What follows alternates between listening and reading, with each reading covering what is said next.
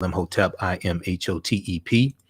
Welcome to the African History Network show, right here on 910 a.m. the Superstation of Future Radio. It is Thursday, December 23rd, 2021, and we are live. This year is almost over with. We have to get used to saying 2022.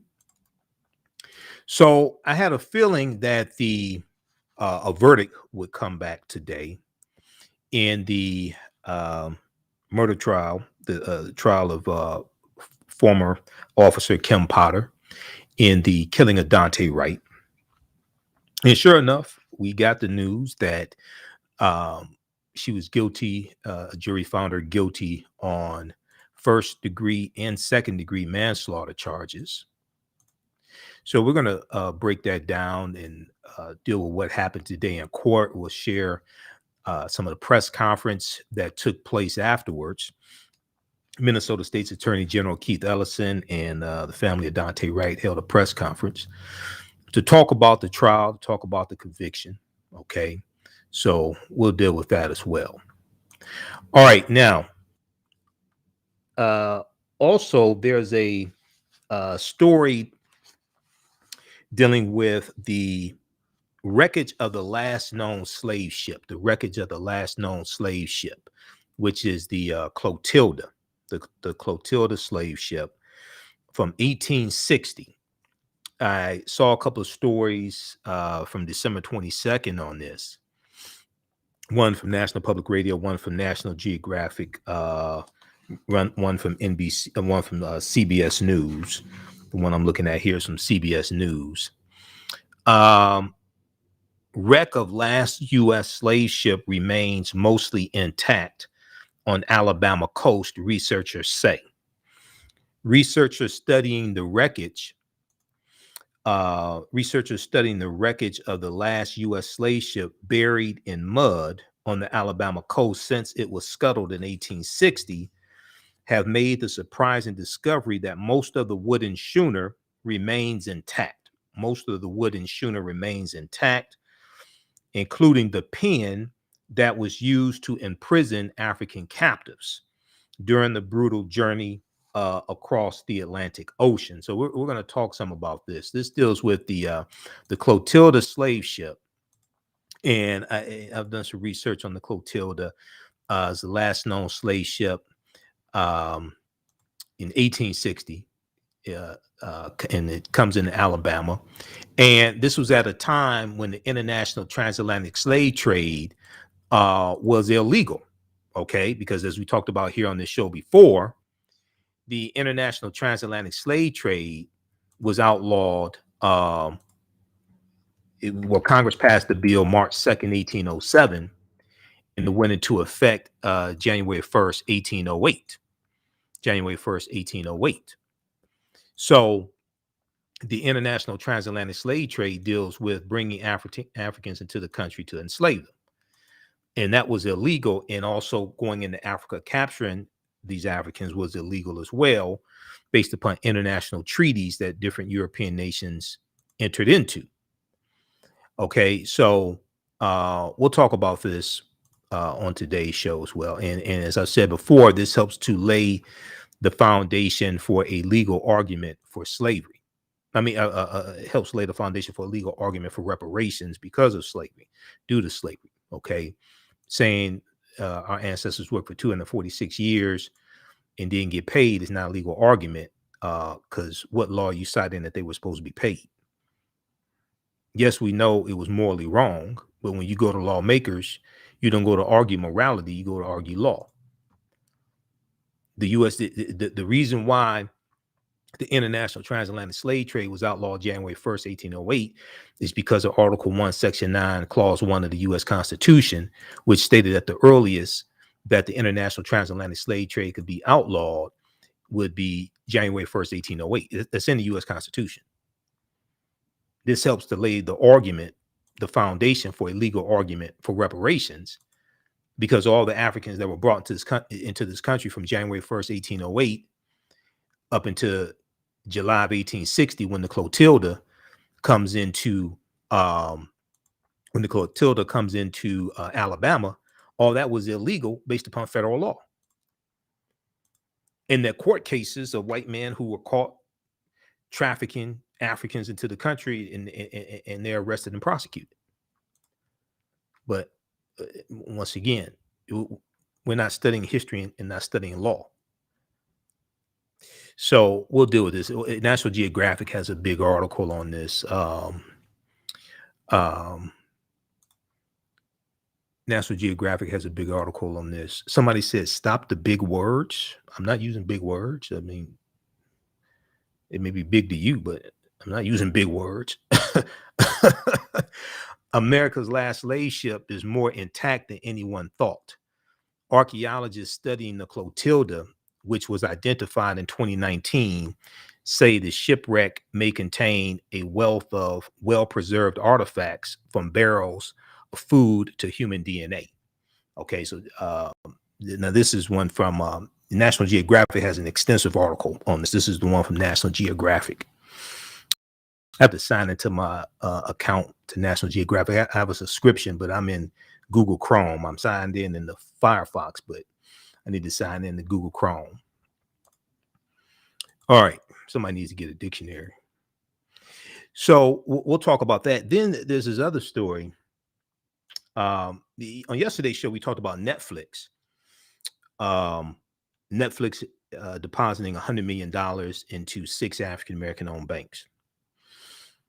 There's a story that I saw dealing with Sean Diddy Combs,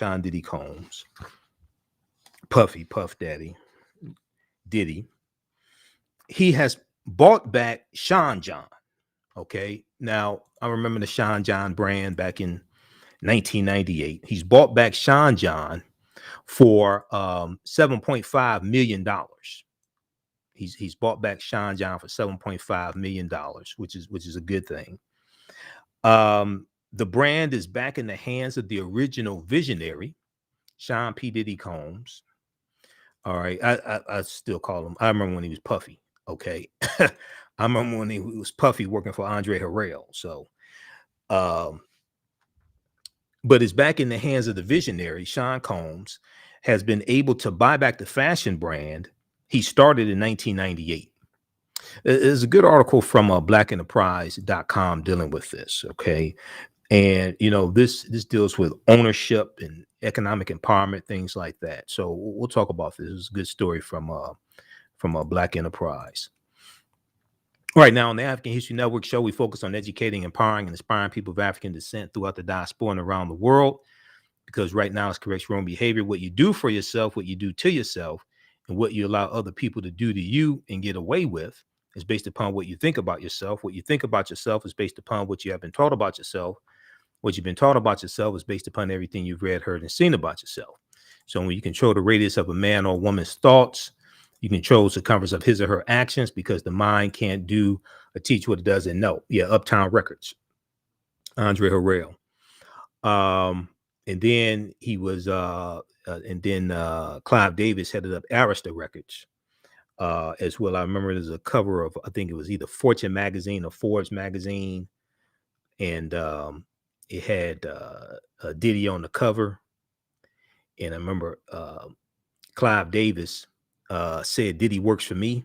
Okay, because a lot of people knew Diddy, but not as many people knew Clive Davis. It's like Clive Davis said Diddy works for me.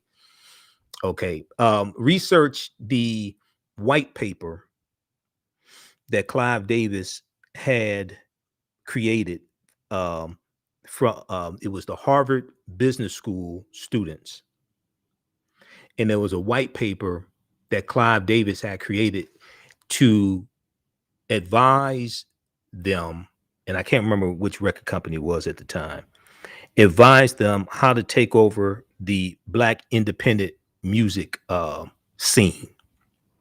This was a paper that they consulted with Harvard Business School students about. I found out about this from Bob Law. There was an article from AtlantaBlackStar.com, and it was dealing with Bob Law, and Bob Law mentioned it. I think it was an article from AtlantaBlackStar.com. And Bob Law mentioned this book. He mentioned this book in the article. So I went and I ordered this book, and it talks about this white paper that they had created. Let me see if I can pull this up here. A lot of people don't understand how deep this really is. This one right here, this article from Hip Hop and Politics. I think AtlantaBlackStar.com picked up this article, but it was one from Hip Hop and Politics. Okay. And I know Bob Law. I've interviewed him before. I've interviewed him actually 3 times, I think. Once in person when I was in New York.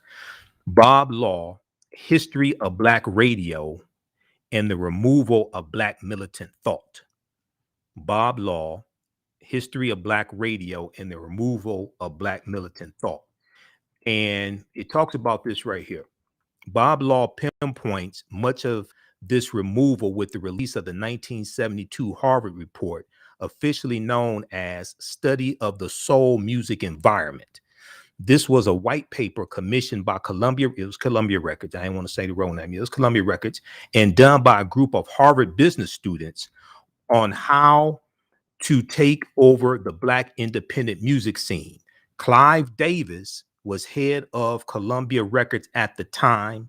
Bob Law details how that report coincided with other attempts in film and TV to eradicate, marginalize, and ridicule strident, politicized Black voice in the music and entertainment industry. Listen to the African History Network show. I'm Michael Imhotep. We'll be back in a few minutes.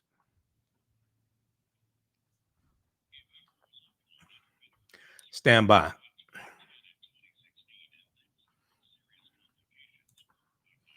Stand by. Back from break in a few minutes.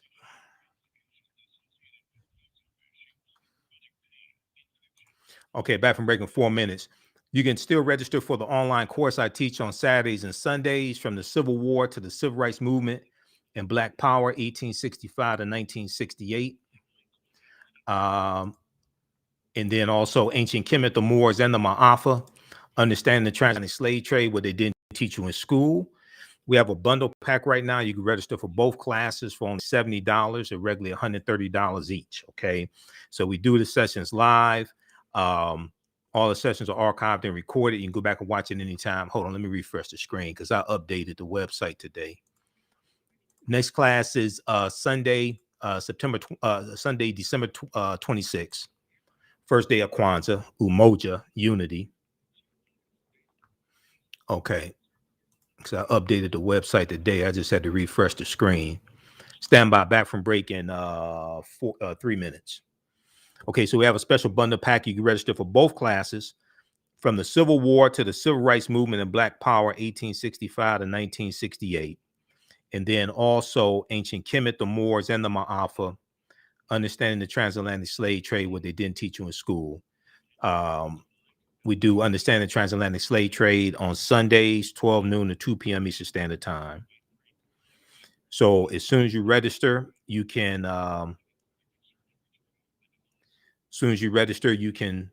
start watching the content, and you can join us in class live on Sunday. And we'll post this information here. Stand by.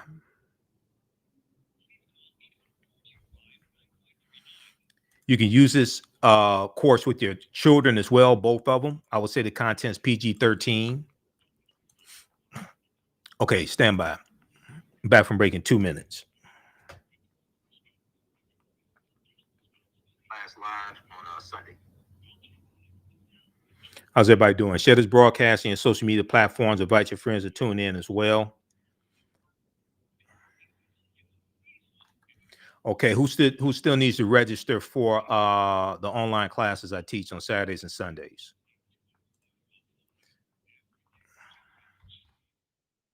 We'll post that, and then I'll let you know where I'll be for Kwanzaa.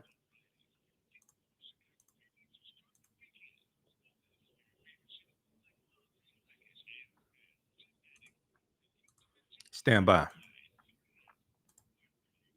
Back from break in 1 minute.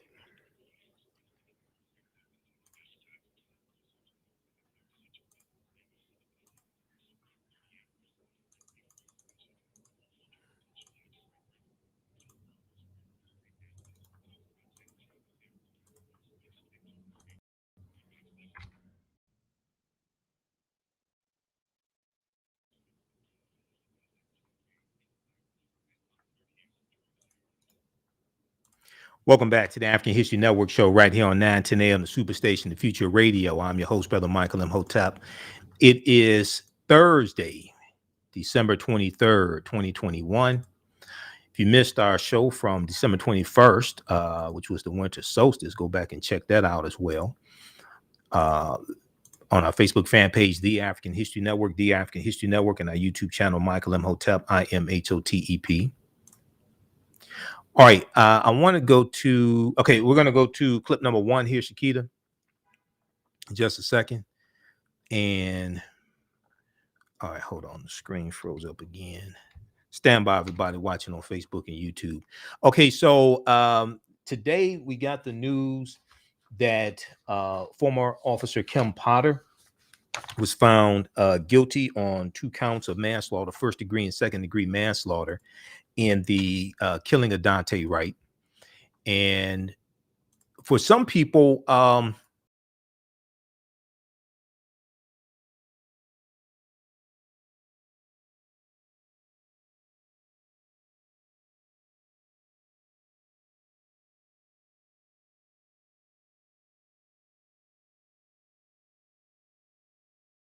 okay, all right, we're back on Facebook and YouTube. So some of the legal analysts thought that Officer Kim Potter would be found guilty on second degree manslaughter, but not first degree manslaughter. And we'll break down the difference between the two as well. When I was on Roland Martin Unfiltered on Friday, last Friday, I said, and I said here on this show, because after closing statements, closing arguments, I thought she had a 50-50 chance of being convicted. Pretty 50-50 chance. What we found out today is that Tuesday morning, the jury had come to the conclusion that she was guilty of second degree manslaughter, but they were still debating about first degree manslaughter. Okay. So we're going to go to clip number one, Shakita. This is from the courtroom today. You're going to hear Judge Regina Chu, who did an excellent job of presiding over this case. You're going to hear Judge Regina Chu read the verdict. Let's go to clip number one. Please rise. I'm now going to read your verdicts as it will appear in the permanent court records of Hennepin County. In the matter of State of Minnesota versus Kimberly Potter, court file number 27 CR 217490, we, the jury, on the charge of manslaughter in the first degree while committing a misdemeanor on or about April 11, 2021, in Hennepin County, State of Minnesota, find the defendant guilty. And the verdict was agreed to at the hour of 11:40 a.m. and signed by the jury person on 12/23/21.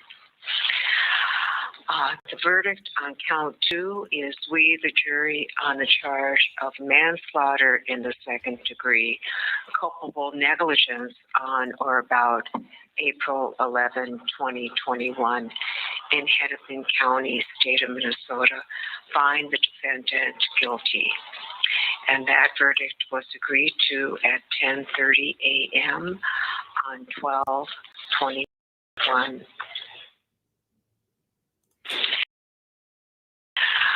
Members of the jury,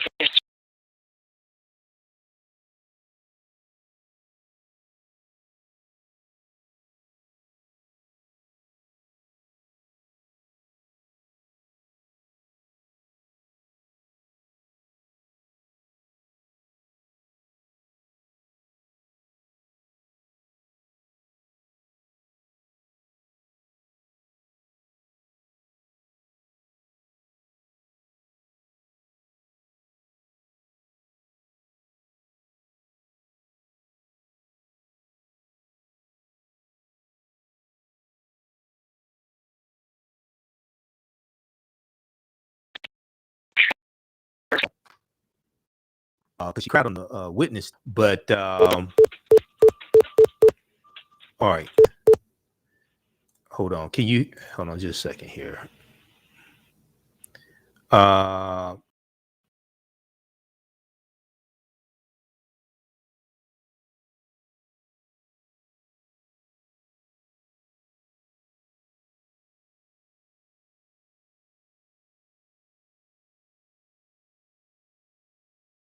cried when the verdict was read. She was pretty stoic. So it caused a lot of people to ask, well, where were all those tears that you shed when you were testifying, trying not to go to prison? All right. Now, I want to go to this piece here from New York Times. Kim Potter found guilty of manslaughter for Daunte Wright's death. New York Times has some good updates on this case. So the prosecution and defense had agreed that the police shooting was a mistake and that Ms. Potter had meant to draw her taser when she fatally shot Daunte Wright during a traffic stop. Okay. And this is a picture after the verdict was read. One of her defense attorneys has his head down.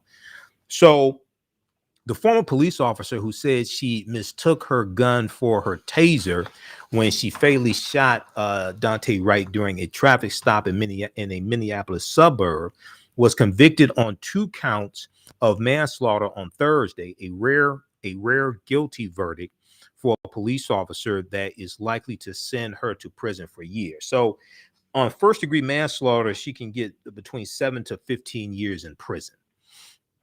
And she was found guilty on first-degree and second-degree manslaughter. Now, the jury deliberated across 4 days, so it was about 27 hours of deliberation. And when we found out that the jury asked, what do we do if we can't come to a decision? What do we do if we can't come to a verdict? I wasn't necessarily scared. I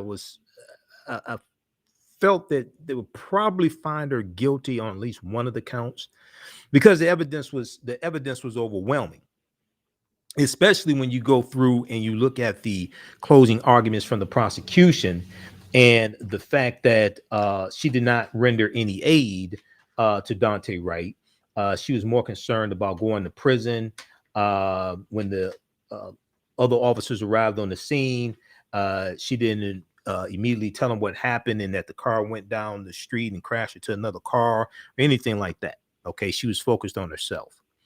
So the jury deliberated across 4 days before agreeing on guilty verdicts for Kimberly Potter, a 49-year-old white woman who testified that she had never fired her gun in her 26 years on the police force, never had to shoot anybody, never had to fire her gun in the line of duty. In her 26 years on the police force in Brooklyn Center, Minnesota, until she shot a single bullet into the chest of Daunte Demetrius Wright, a 20-year-old African-American man who had been driving to a car wash in April 2021. Now, as the verdict was read, Kimberly Potter remained looking briefly downward and then toward the jurors, but never crying as she had when she testified. Even the New York Times is saying, wait a second, you were crying, you breaking down crying, I mean, she was breaking, I don't want to say hysterical, but yeah, when you were testifying, but here she didn't shed a tear, at least that we saw. Now, maybe when they had her in handcuffs and took her out of camera shot, maybe she started crying then. Now, Judge Regina Chu, who I said before did a really good job in presiding over this case, Judge Regina Chu ordered that Ms. Potter be immediately sent to prison, and deputies led her out of the courtroom in handcuffs as one of her relatives shouted, "Love you, Kim." Now, her defense attorneys requested that she be allowed to go home for Christmas and things like this. Now, she's found guilty of first and second degree manslaughter. Judge Regina Chu said, you said, I have to treat her just like anybody else. I can't make exceptions for her. So she was found guilty. She has to go immediately to jail. She's awaiting sentencing. Sentencing is going to take place in February 2022.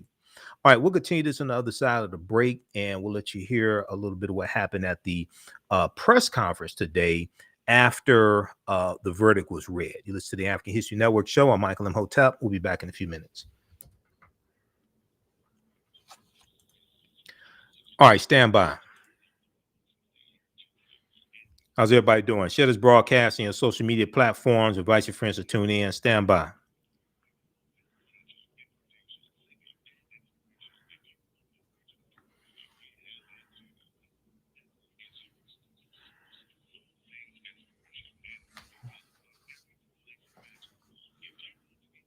Back from break in 4 minutes.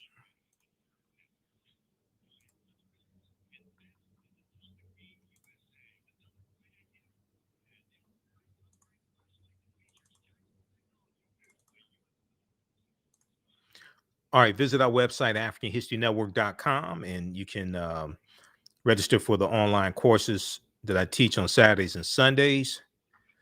Our next class will be Sunday, December 26th, 12 noon to 2 p.m. Eastern Standard Time, first day of Kwanzaa. That's going to be ancient Kemet, the Moors, and the Ma'afa, understanding the transatlantic slave trade, what they didn't teach you in school.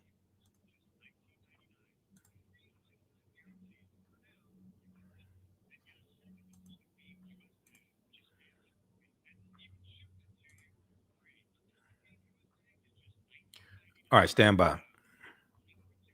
Back from break in 3 minutes.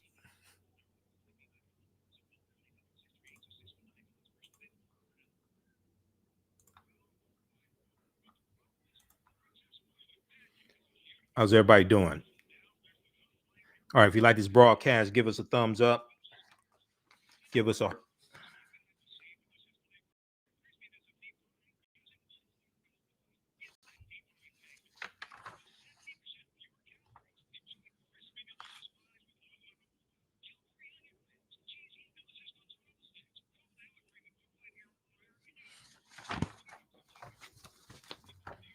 Back from break in 2 minutes. Oh, shit.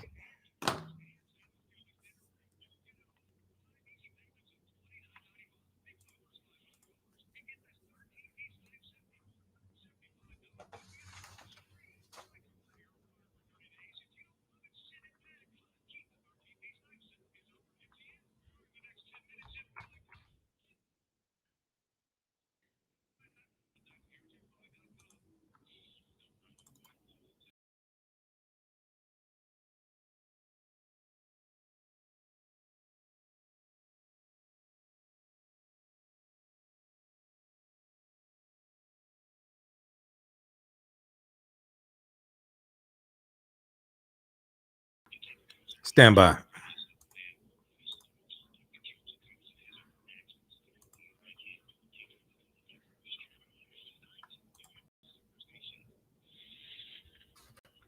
Nine ten, the Superstation, Detroit's only African American talk radio. Welcome back to the African History Network show right here on 910 AM, the Superstation, the Future Radio. I'm your host, Brother Michael Imhotep. It is Thursday, December 23rd, 2021, and we are live. All right, calling numbers 313-778-7600, 313-778-7600 is the calling number if you have a question or comment. If you like this type of information, you can support the African History Network, $ the AHN show through Cash App, $ the AHN show through Cash App, also through PayPal, paypal.me/the AHN show. We're here 6 days a week. This helps us keep doing the research and stay on the air, keep broadcasting. And then we also have the information at our website, AfricanHistoryNetwork.com. Okay, this is our official Cash App account, $ the AHN show, SHOW through Cash App. When you go to it, it'll say Michael and show my picture there. Now, the Charles H. Wright Museum of African American History is having Kwanzaa all 7 days. So Kwanzaa starts December 26th. It's December 26th through January the 1st. So I will be there on Wednesday, December 29th. I'll be a vendor in the African marketplace. I'll be there Wednesday, December 29th. I'll be there Friday, December 31st, and Saturday, January 1st. All right. Okay, hold on. What's going on here? Okay, so visit theright.org for more information. WRIGHT, theright.org.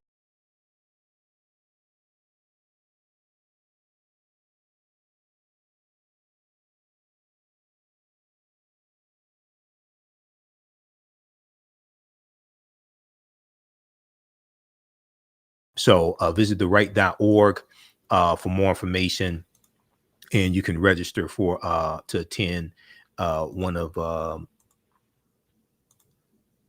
days of Kwanzaa at the Charles H. Wright Museum of African American History. They're taking place basically, the Kwanzaa celebration is basically starting at 7 p.m. each day. But visit theright.org, WRIGHT, for more information. All right. I want to go back to the story we were dealing with before the break. And this is dealing with former officer Kim Potter being found guilty today on 2 counts of manslaughter. Now, let me bring this back up here.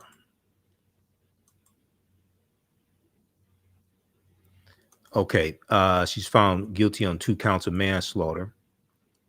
If we go back to the article from the New York Times. So Daunte Wright had been trying to flee from Officer Potter and 2 other officers who were attempting to arrest him on a warrant. At trial, prosecutors conceded that the shooting was an accident, but they argued that Kimberly Potter had been so reckless that she should be imprisoned. They argued that she had been so reckless that she should be imprisoned. Now, Judge Regina Chu will sentence Kimberly Potter, who resigned 2 days after the shooting, at a hearing scheduled for February 2022. The standard sentence for the more serious charge, first-degree manslaughter, is a little more than 7 years in prison, and the maximum penalty is 15 years. Now, Daunte Wright's parents let out cries in the courtroom as the guilty verdict were read, and joined several dozen of Daunte Wright's supporters who celebrated outside of the courthouse in downtown Minneapolis. His mother, Katie Bryant, said today Minnesota has shown that police are not going to continue to pull their gun instead of their taser. And we made this happen. You made this happen. Daunte Wright made this happen. Okay, I want to go to, we're going to go to clip number 2 here, Shakita. This is from the press conference that took place after the verdict was read. Let's go to, and this is Minnesota State's Attorney General Keith Ellison you're going to hear. Let's go to clip number 2.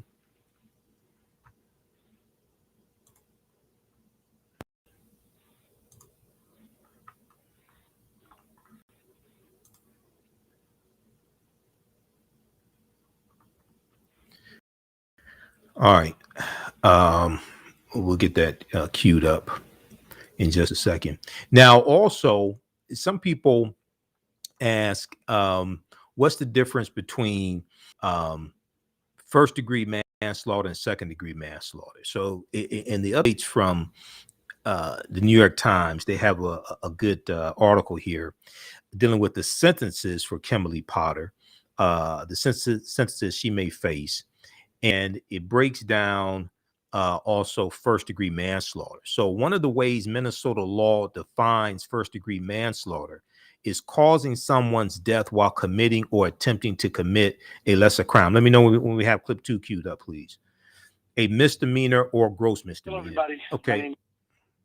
Go ahead. My name is Keith Ellison. I'm the Attorney General for the state of Minnesota. At this moment, I ask us all to reflect upon the life of Daunte Wright and who he could have been had he had a chance to grow up. At 20, Daunte could have done anything. Maybe he could have gone into building trades. Maybe he could have started a business. What we know is that he was a young, new dad, and he was so proud of his son, Daunte Jr. We know that he loved his mom, and he loved his dad, and he loved his siblings, and his big, beautiful family, and his whole life in front of him. And he could have become anyone. All of us miss out on who Daunte could have been. No one has missed him more than his parents, Katie and Aubrey, and their children. I'm very mindful today that there will be an empty chair at the Wright family dinner during the holidays, and that saddens me. And once again, I extend my deepest condolences to you. With the jury finding Kimberly Potter guilty today of manslaughter in the first degree and manslaughter in the second degree in connection with Daunte's death, we have a degree of accountability for Daunte's death. Accountability is not justice. Justice is restoration. Justice would be restoring Daunte to life and making the Wright family whole again. Justice is beyond the reach that we have in this life for Daunte. And accountability is an important step, a critical, necessary step on the road to justice for us all. I want to thank the jury for their careful attention and deliberation and for their service to the people of Minnesota. I want to thank all of the witnesses who testified and who came forward with what they knew about this case. I especially want to thank my remarkable team. When I took this case, I said it would be difficult to prosecute because history has shown that trying cases like this one is difficult. This team did not shy away from the challenge, and the people of Hennepin County and the American people and the people of Minnesota, what they saw in the courtroom was the fruit of many, many hours of labor and hard work and planning. For my office, I want to thank specifically Mr. Matthew Frank. I want to thank Aaron Eldridge. I want to thank Eric Miller and David Voigt and Dion Dodd. But this team wouldn't be much of anything if it were not for the amazing work of Joshua Larson, Raul Shaw, and Vernona Boswell.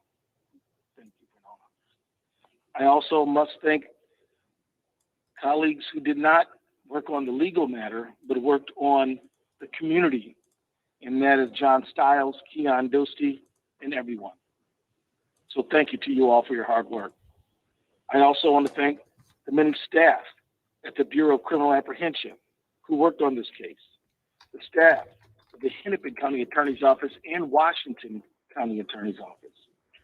Specifically, I want to thank Mr. Drew Evans and those who testified in this case, like Agent Phil, who did a fine job and who put in many long hours. We appreciate their service.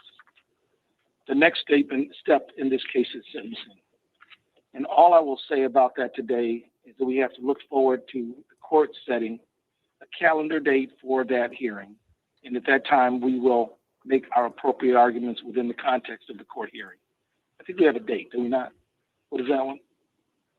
Anybody remember the date? March 8th. My thoughts are also with Ms. Potter today. She has gone from being an esteemed member of the community and an honored member of a noble profession to being convicted of a serious crime. I don't wish that on anyone, but it was our responsibility as the prosecution, as ministers of justice, to pursue justice wherever it led, and the jury found the facts. My thoughts are also with those who work in law enforcement and public safety. We hold you in high regard, and we also hold you to high standards. We don't want you to be discouraged. Your community respects and appreciates you. We want you to uphold the highest ideals of our society and ideals of safety. And when a member of your profession is held accountable, it does not diminish you. In fact, it shows. It shows the whole world that those of you who enforce the law are also willing to live by it. All right, we're coming up on the break. When we come back from the break, we're going to continue that. That's courtesy of Roland Martin Unfiltered. And you'll hear a little bit from Katie Bryant, Daunte Wright's mother. Will deal with the wreckage of the last known slave ship, the Clotilda, which was found, I think it was 2019. It was found, and some new information has come out on the Clotilda. And then we'll deal with Sean P. Diddy Combs, or Diddy, buying back Sean John. You listen to the African History Network show. I'm Michael Imhotep. We'll be back in a few minutes. Stand by. Back from break in 4 minutes. Stand by.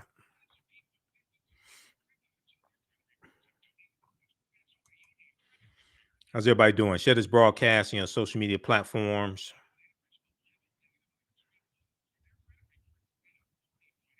Give us a thumbs up or a heart or a like.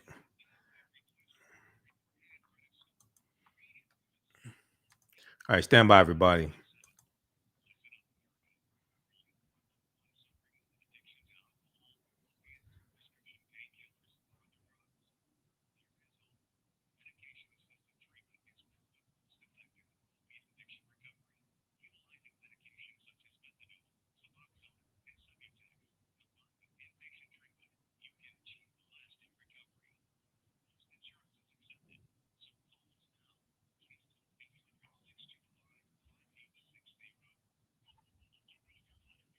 Stand by.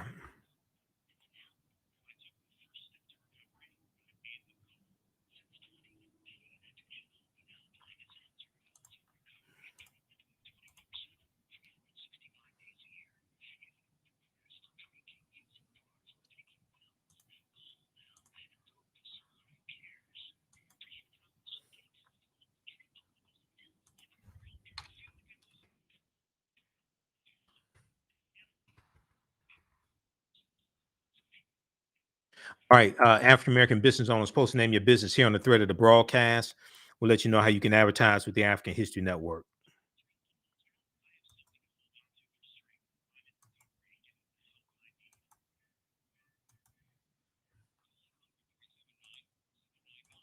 Stand by. Okay, how you doing? Index, Tawand Young. Welcome back to, I guess we're back.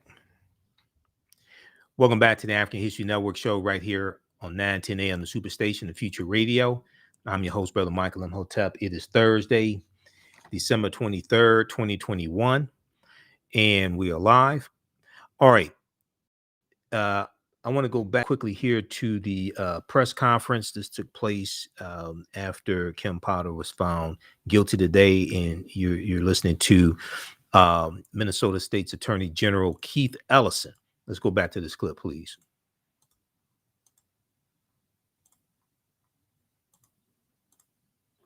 And that's a good thing. It restores trust.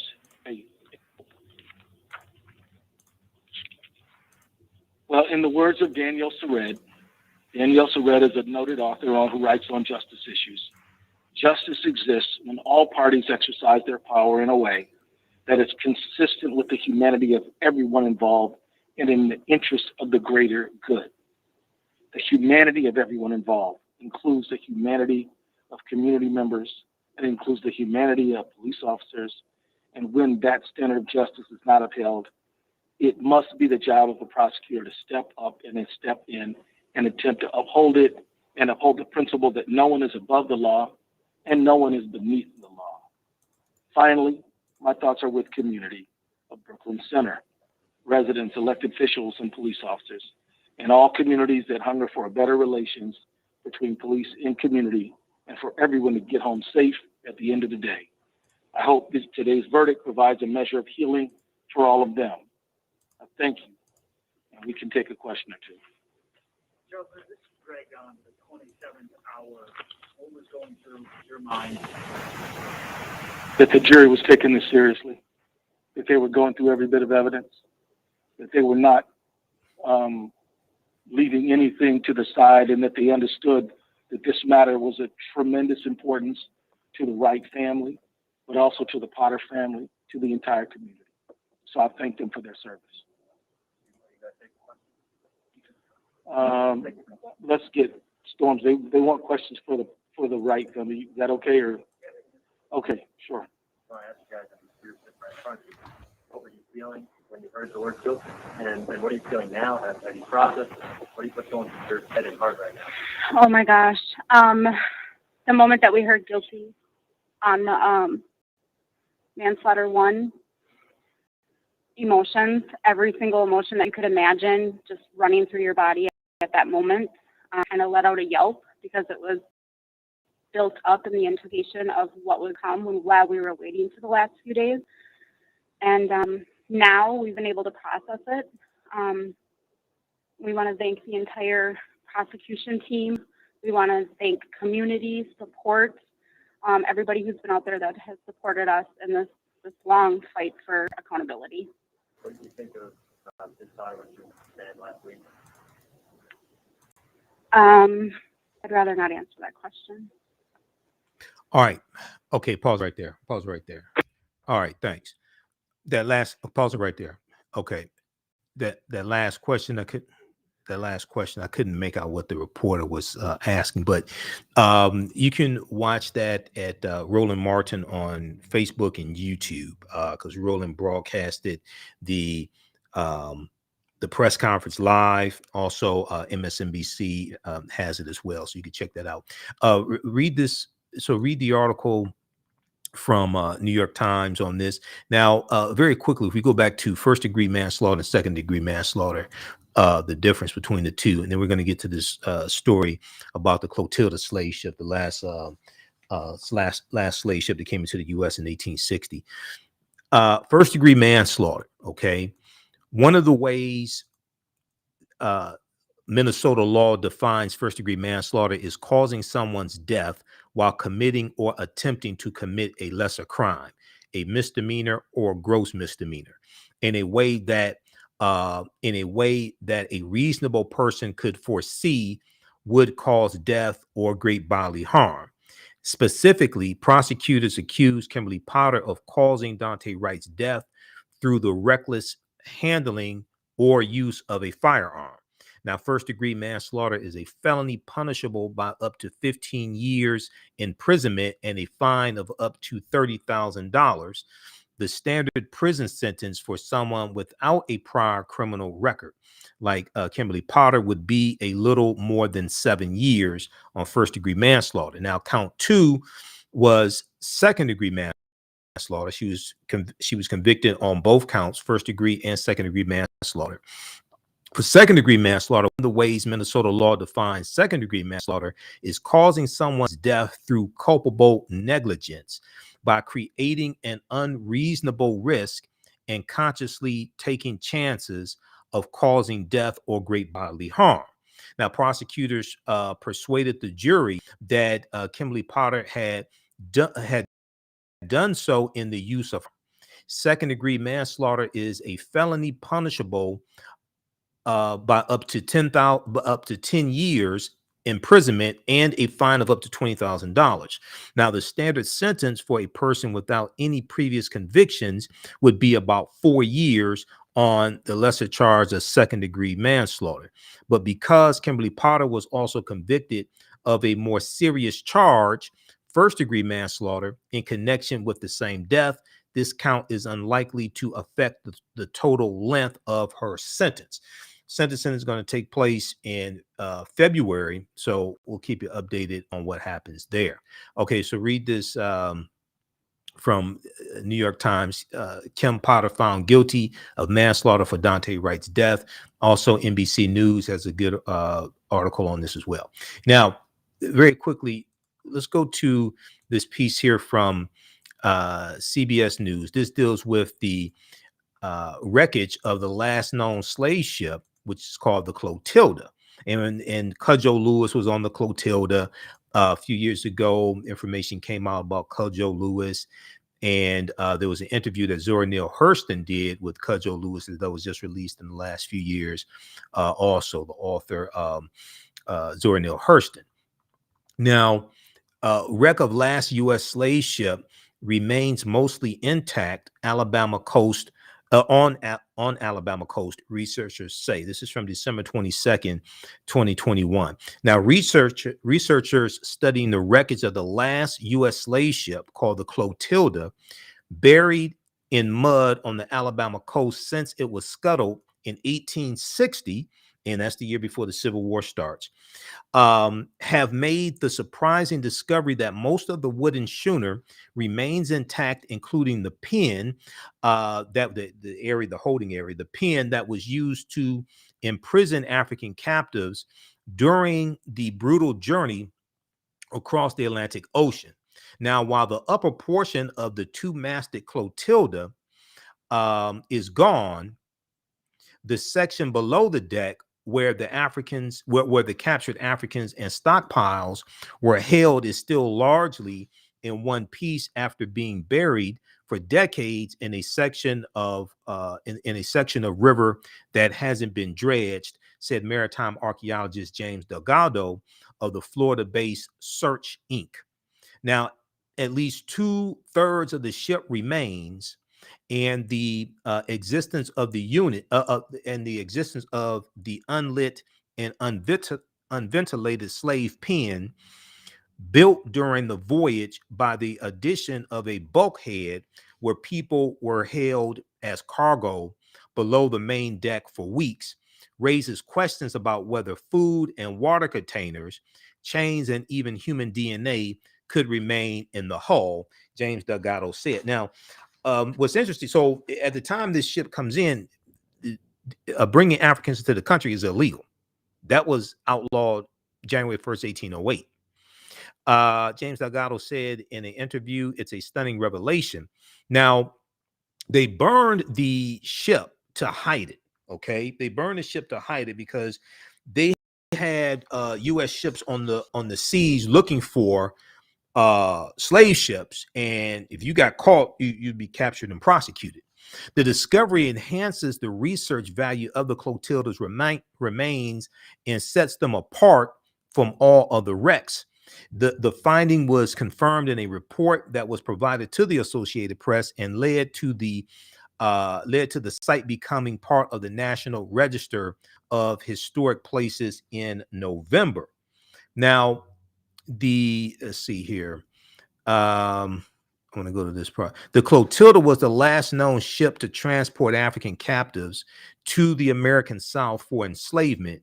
Nearly 90 feet in length, it departed Mobile, Alabama for an illegal trip to purchase people decades after Congress outlawed such trade in 1808. That goes back to Article 1, Section 9, Clause 1 of the U.S. Constitution. The international transatlantic slave trade had been outlawed. The U.S. entered into international treaties, just like Great Britain and Spain and things like this. Okay. All right. Those watching on Facebook and YouTube, keep watching for a couple more minutes. We'll be here for a few more minutes. Visit our website, AfricanHistoryNetwork.com, and I'll post there when I'll be at the Charles H. Wright Museum for the Kwanzaa celebration. Register for my online courses. Right now, it's correct wrong behaviors, not over till we win. Wakanda forever. We'll talk to you next time. Peace. All right. Okay, let's continue here. All right. Happy holidays to everybody. Happy Kwanzaa. Harry's our Kwanzaa, which means happy Kwanzaa. Okay, let's continue here. An African American business owner is supposed to name your business here on the thread of the broadcast, and we'll let you know how you can advertise with the African History Network. Our current promotion is buy 1 month, get 2 months free. Email us at AHNshow@AfricanHistoryNetwork.com. AHNshow@AfricanHistoryNetwork.com. All right, and we'll post the information here in just a minute. Okay, let me go back to this. All right, so the ship had been sent, the Clotilda had been sent across the ocean on a voyage financed by a wealthy businessman, a white businessman whose descendants remain prominent in Mobile, Alabama. It was actually a bet that he placed. He placed a bet that he could send the ship to West Africa, capture Africans, and navigate around the authorities coming to the U.S. and actually bring them in. It was a bet. That's why those Africans were captured and brought to the U.S., because the white man made a bet that he could do it, because it was illegal at this time. This is why we have to understand history. It was illegal to bring Africans into the country. It was still legal to own slaves within the U.S., and you could still trade slaves, auction them off, things like this in the states where slavery was still legal. Some states had already abolished slavery. Okay. Illinois abolished slavery in 1818. Pennsylvania abolished it around 1780. Pennsylvania Gradual Abolition Act. The first state to abolish slavery was Vermont in 1777, 10 years before the Philadelphia Convention. By the time the Philadelphia Convention takes place in 1787, 5 states had already abolished slavery. They either abolished the international transatlantic slave trade, abolished it altogether. Massachusetts had abolished slavery. So this is why we really have to understand this history. So the Clotilda's captain transferred his human cargo off the ship once it arrived in Alabama and set fire to the vessel to hide evidence of the journey because it was illegal for that ship to come in. But most of the ship did not catch fire and remained in the river. Shown on navigational charts since the 1950s, the wreckage was publicly identified as that of the Clotilda in 2019. Okay, 2019. And has been explored and researched since then, James Delgado said. Now, the state of Alabama has set aside $1 million for the preservation and research. An additional work planned at the site in early 2022 could show what's inside the hull. But far more work is needed to determine whether the ship could ever be pulled out of the mud and put on display, as some have suggested. Okay, whether it can be pulled out of the mud and put on display. James Delgado said, generally, raising is a very expensive proposition, raising it up out of the mud or what have you. My sense is that while it was survived, it is more fragile than people think. A recovery could be a very delicate operation and also a very expensive and lengthy process. Now, freed after the South lost the Civil War. Civil War basically ends April 9th, 1865. General Robert E. Lee surrenders to General Ulysses S. Grant. Freed after the South lost the Civil War, some of the enslaved Africans who were transported to America on the Clotilda slave ship settled in a community that they started called Africatown, a few miles north of downtown Mobile, Alabama, and it's still there, Africatown, USA. A documentary about the now impoverished community by Alabama filmmaker Margaret Brown, titled Descendant, will premiere at the Sundance Festival in January 2022, and descendants of the Clotilda captives are planning an annual gathering in February 2022. Work is underway on a new museum that's meant to be a catalyst for tourism and new development in the area. Okay, so check out this piece here from CBS News, cbsnews.com, picked up by the Associated Press. This is from December 22nd, 2021. Wreck of the last U.S. slave ship remains mostly intact on Alabama coast, researchers say. National Geographic also has a good article on this topic as well. The piece from National Geographic is, let me go to that one here from National Geographic.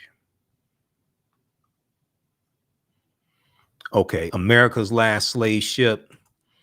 This one here. America's last slave ship is more intact than anyone thought.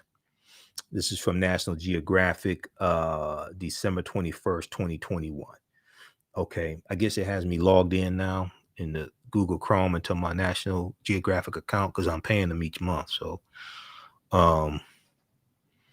archaeologists studying the Clotilda, which was identified in 2019, say the shipwreck may contain a wealth of well-preserved artifacts from barrels of food to human DNA. So check this one out. National Geographic has a more extensive article in CBS News that they picked up from the Associated Press, but the one from CBS News is still a good piece. All right. Lastly, I have a lot of work to do, and I got to edit this video and have a couple commercials to produce. African American business owners, post name your business here on the thread of the broadcast. We'll go to the story on Diddy in just a second. Email us at AHNshow@AfricanHistoryNetwork.com. AHNshow@AfricanHistoryNetwork.com. Post the name of your business here as well, and we'll let you know how you can advertise with the African History Network. Our current promotion is buy 1 month, get 2 months free. And let's see here. Promotions: buy 1 month, get 2 months free, and your commercial will air when we rebroadcast these shows on our social media platforms, and then also in the audio podcast versions of these shows as well. We're on 10 different audio podcast platforms: iHeartRadio, Castbox, FM Player, Stitcher, TuneIn, wherever you get your mainly get your podcast from.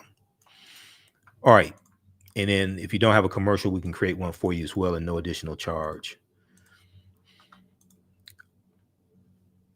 All right, I want to go to this last story here dealing with Diddy. I saw this from Black Enterprise. Saw a couple of outlets, yourblackworld.net. We posted an article from yourblackworld.net. Also one from Black Enterprise as well. Okay. And this is a good story. You know, yesterday we dealt with Netflix deposited $100 million into 6 Black-owned banks. And this is money they can use to loan for starting businesses, expanding businesses, buying homes, etc., to help close the racial wealth gap. And this other story here from Black Enterprise.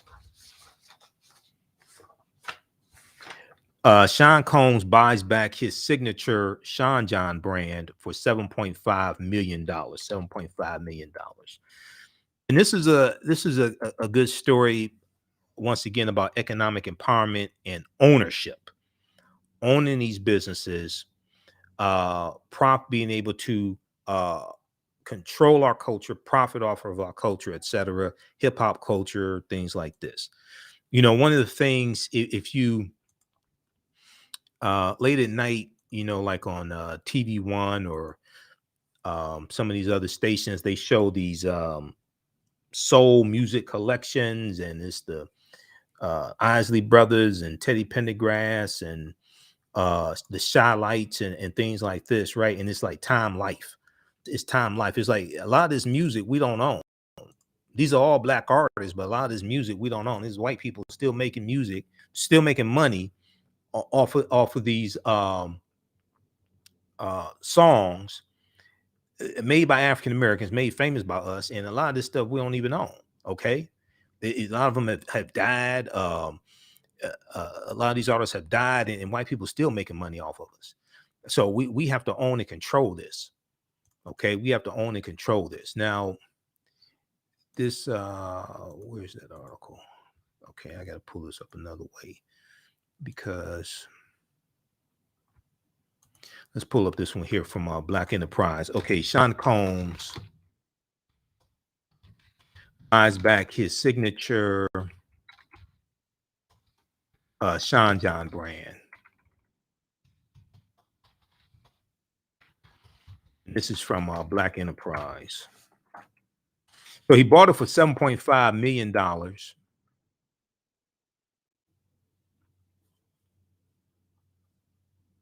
He bought it for $7.5 million.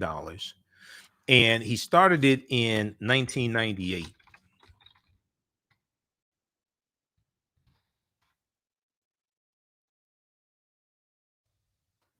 So the brand is back in the hands of the original visionary, Sean Combs. Now, this piece is from December 22nd from Black Enterprise. And let's see if we can zoom in on this some here.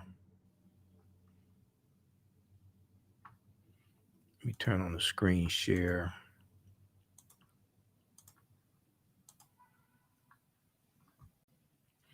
Okay, Sean Combs buys back his signature Sean John brand for $7.5 million.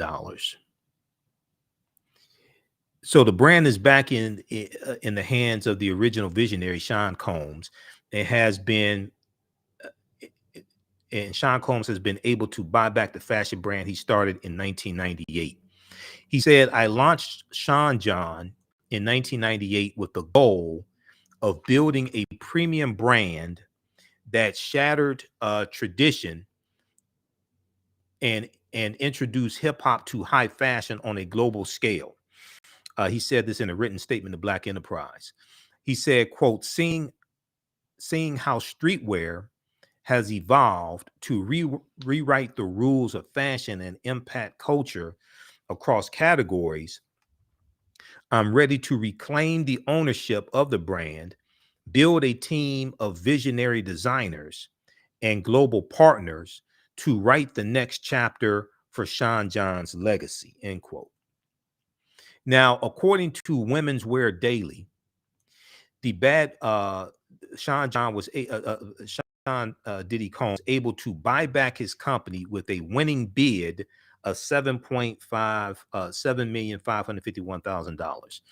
Now, earlier this month, December, Sean Combs, the former owner and creator of the Sean John brand, placed a bid of $3.3 million to buy back the assets of Sean John, the fashion and lifestyle brand that Sean Diddy Combs started in 1998. GBG USA Inc. GBG USA Inc., a now bankrupt brand management firm, owns 90% of the Sean John brand through a joint venture with Sean Diddy Combs. Okay, Bloomberg reports. Now, although a representative for Diddy decided not to comment, it was reported that an entity affiliated with Sean Combs was named the so-called stalking horse bidder for Sean John, court papers show. Now, potential buyers were able to submit offers up until December 15th, 2021. It was reported that four other parties had also placed their own bids, and an auction was held on Monday, December 20th, with Diddy succeeding in obtaining the brand he started. Now, there were originally 45 potential buyers who were notified that the brand was up for auction. Now, according to court papers, United Ventures LLC placed its bid with a cash purchase of $7.5 million and is now labeled the backup bidder to Sean Combs. Okay, United Ventures LLC.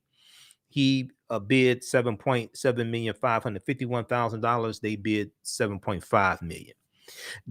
There is final approval of Sean Combs' $7.551 million bid that is scheduled at the time this article is written, December 22nd. Now, earlier this year, Black Enterprise reported that Sean Combs sued Sean John for $25 million. The entertainment mogul launched the fashion brand in 1998 and then sold it to Global Brands Group in 2016.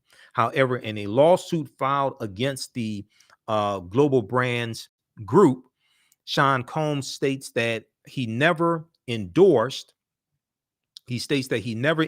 the line nor given Global Brands Group, Sean John, or misguided authorization to associate his name with the current collection. Okay, in a lawsuit filed against Global Brands Group, Sean Diddy Combs states that he never endorsed the line nor gave Global Brands Group, Sean John, or misguided authorization to associate his name with the current collection. Now, based on quotes used by the companies, it appeared that he was connected to the new Sean John and misguided brand. Okay, the lawsuit has been dropped. So check out this piece here from Black Enterprise. Sean Combs buys back his signature Sean John brand for $7.5 million. This is from blackenterprise.com, December 22nd, 2021. So hopefully there'll be some big things from that. Hopefully he'll employ a lot of African Americans as well. And like I said, you know, these companies, especially dealing with hip hop, whether it's hip hop wear, hip hop gear, whether it's dealing with the music, things like this, we have to own this stuff. A lot of this stuff is owned by white people. Okay, which really don't make any sense because we're the talent. And I mean, all you have to do is look late at night at the soul music collection and all that. I mean, they have some good music. Okay, Me and Mrs. Jones and you know, all these songs, and it's like white people, like Time Warner owns all this stuff. A lot of this music. All right.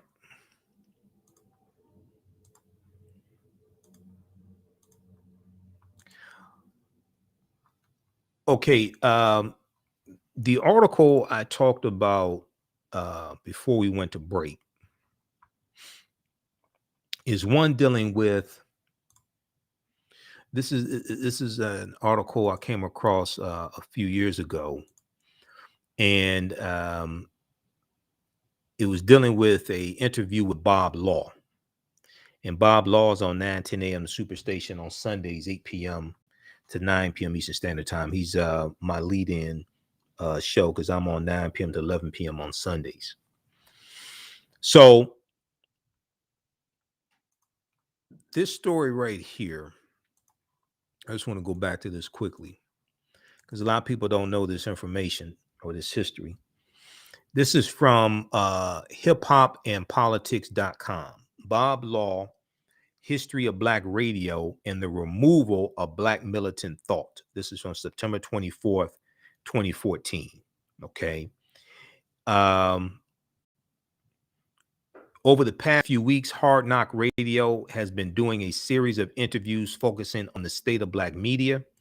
Such a series would not be complete without getting some critical insight from longtime freedom fighter and media justice advocate Bob Law.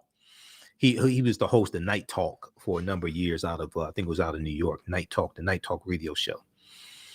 He is one of the godfathers of Black radio and has never wavered in using the airwaves as a tool for liberation.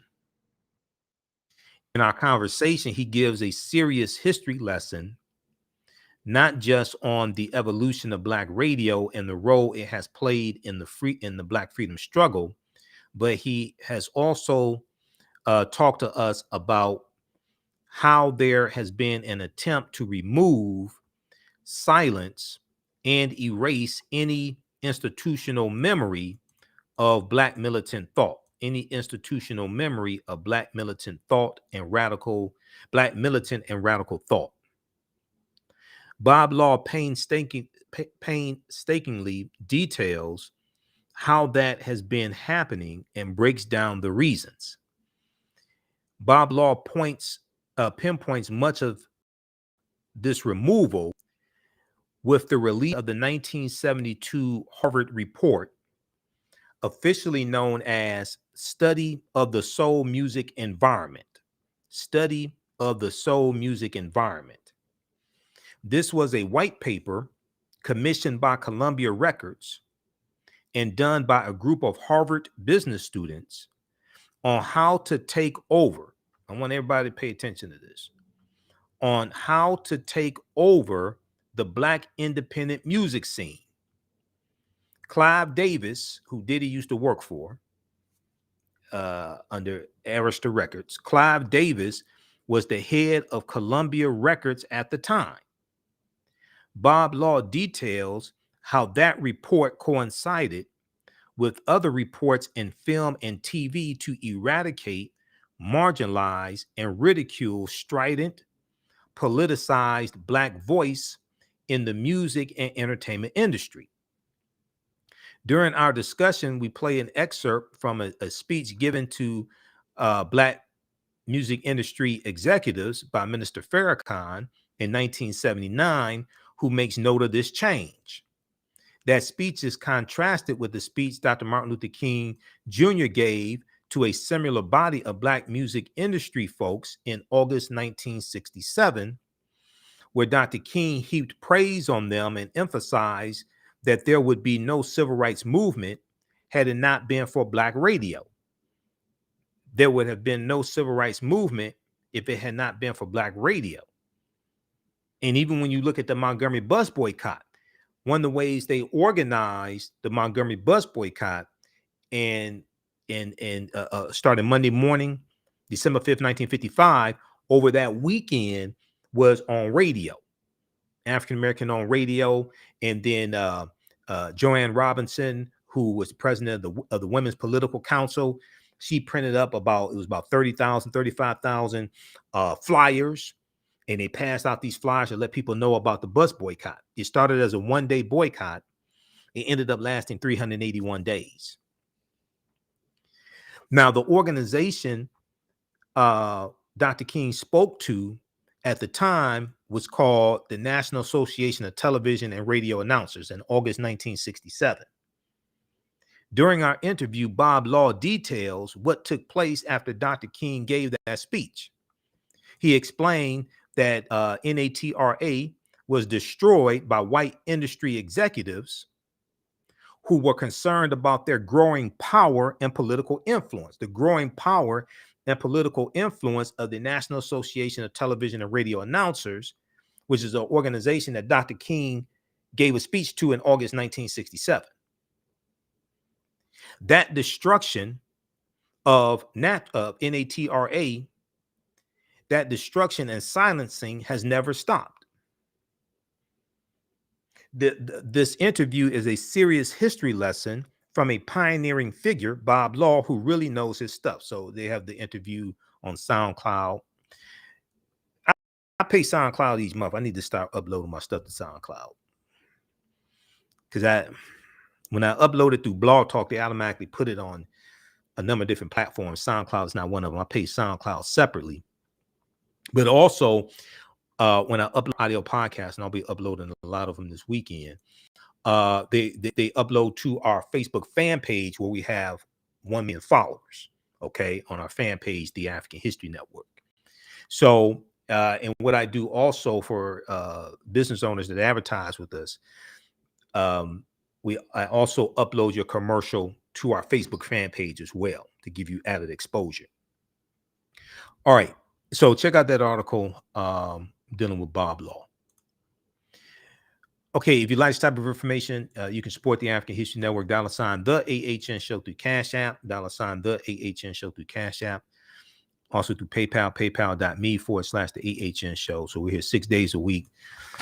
This helps us keep doing the research, stay on the air, keep broadcasting, pay some of the bills, etc. So it definitely helps because December and January are like very, very slow months.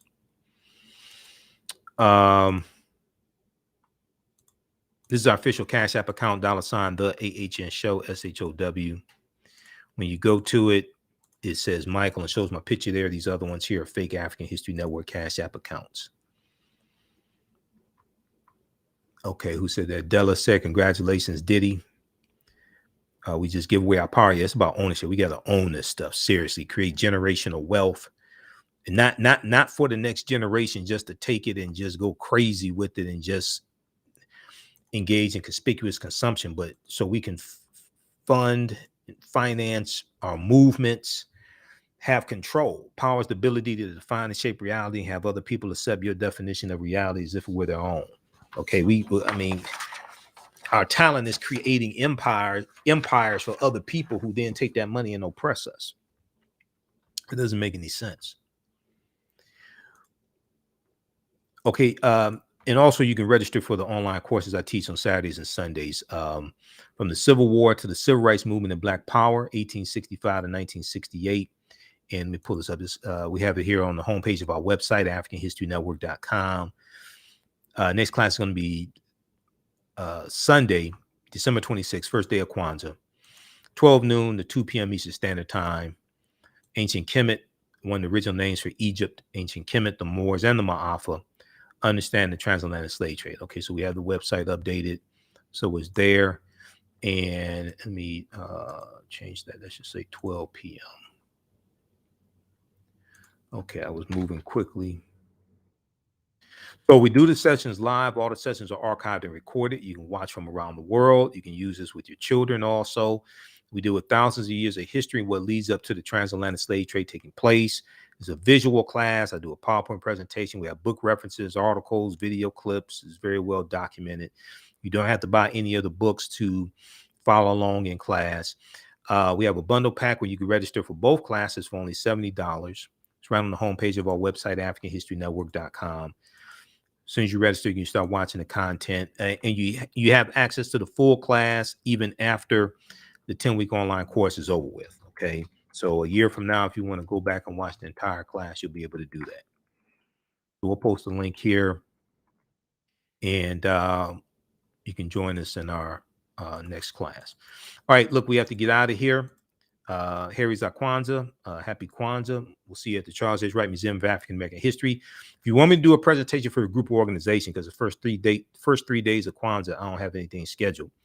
If you want me to do a presentation in person or virtually for Kwanzaa, Dr. King Day, African American History Month, what have you, email me at AHNShow@AfricanHistoryNetwork.com, AHNShow@AfricanHistoryNetwork.com. All right. So we're not on live Sunday. The radio station is shut down, of course, for the holidays. We'll be back live Monday. I may do a broadcast during the weekend live or something like that. I probably will, to talk about our Sunday class. I probably will. Okay. So we have to get out of here. Remember, right now is correct. Wrong behavior is not over till we win. Wakanda forever. Happy Kwanzaa. And I'll be posting the article that I post each year that I wrote a few years ago dealing with the African origins of Kwanzaa as well. Okay. And at our website, AfricanHistoryNetwork.com, we have some of my lectures that I've done the past few years on Kwanzaa also.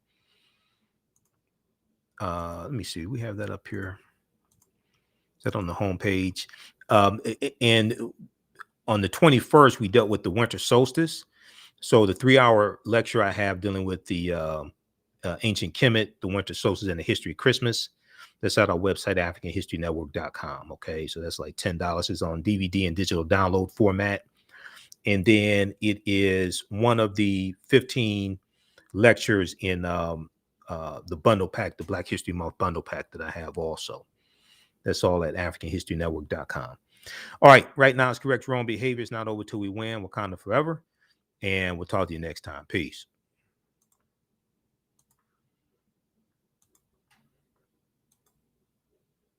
Thanks for tuning in. Health and well-being have long been a taboo subject in the so-called African American community. So I enlisted the help of mental health experts, thought leaders, and activists to help kill the ghost of Willie Lynch and heal from post-traumatic slave syndrome. We experience trauma a lot of times on a subconscious level. So sometimes something happens to us and we know that it's traumatizing, but we don't really recognize the extent of the trauma. African Spirit Cards specialize in the design and printing of high-quality African-centered note cards and stationery. African Spirit Cards breathes and rejoices in the African and African American experiences. They honor our African heritage in all that they do for you by proudly displaying the great motifs and ornamentations of the African world diaspora. They use African images, African proverbs, and many African languages to fully immerse their clients in the wisdom and history of and the connection to Africa. They understand the importance of having images around us that reflect who we are. These images also illustrate where we came from and what we desire to be. They are here to serve you. Follow them on Instagram at African Spirit Cards, that's African with a K. They have a wide selection. Check out their holiday selection at Etsy etsy.com/shop/African Spirit Cards. That's Etsy, ETSY. You can give them a call at 313-995-3579, 313-995-3579. You can email them at janeldesigns@africanspiritcards.com. That's JANAL designs@africanspiritcards.com, and place your order today. Kwanzaa is coming, and the TheAHNShow.com has all of your Kwanzaa needs. Order your Kwanzaa set today, which includes a kinara, candles, a mat, a cup, the African American flag, and a basket. Visit the TheAHNShow.com, TheAHNShow.com. They have kinara sets, which include a candle holder, candles, a mat, and a cup. Kwanzaa is December 26th through January the 1st. Add the early bird discount code for 10% off your order placed before November 28th. Visit the TheAHNShow.com and place your order today. The TheAHNShow.com has all of your Kwanzaa needs to celebrate this African American Pan-African holiday. The TheAHNShow.com.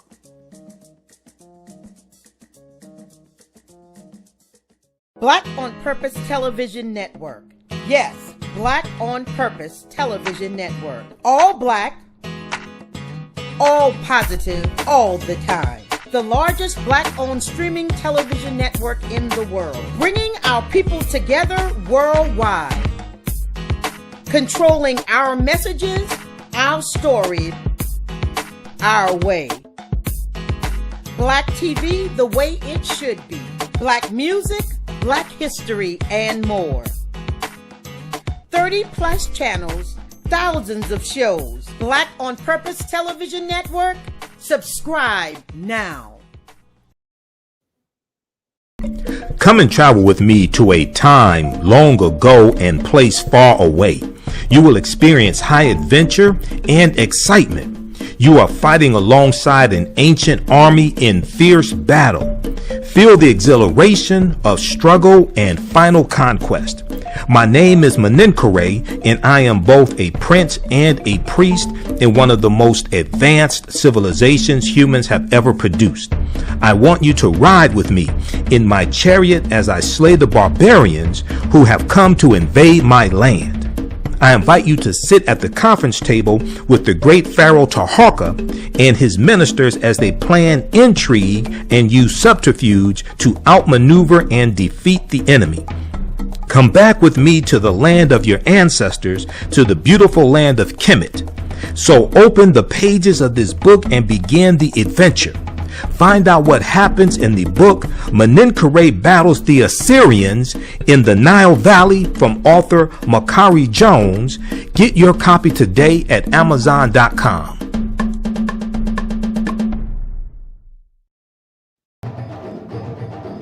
Soul in Motion, celebrating 38 years in the arts. This energetic ensemble of dancers and drummers was started by percussionist Michael Friend and is led by choreographer Associate Director Pam Lassiter. Based in the Washington, D.C. area, Soul in Motion is now accepting bookings for Black History Month, Juneteenth, and summer festivals in 2022. Soul in Motion is also available for more intimate events like naming ceremonies and weddings. To find out more or to book your date, call 240-452-1349 or send an email to info@soulinmotion.org. Be sure to check us out on Facebook, Instagram, and YouTube. Soul in Motion, celebrating our history, our culture, our future. Soul in Motion, theater, African dance, and drumming since 1984.